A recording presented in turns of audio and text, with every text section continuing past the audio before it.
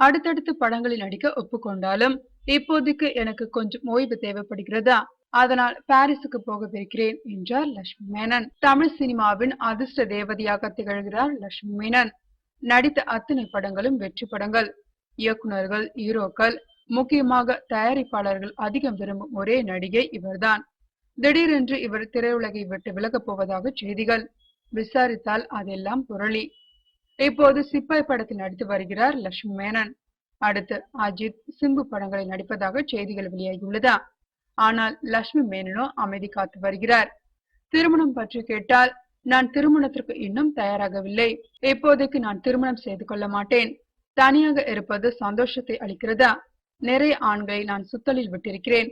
எனவே காதல், கல்யாணம் போன்றவை இப்போதைக்கு ஏற்கும் நிலையில் இல்லை. விஷாலும் நானும் நல்ல நண்பர்கள். அதற்கு மேல் ஒன்றுமில்லை.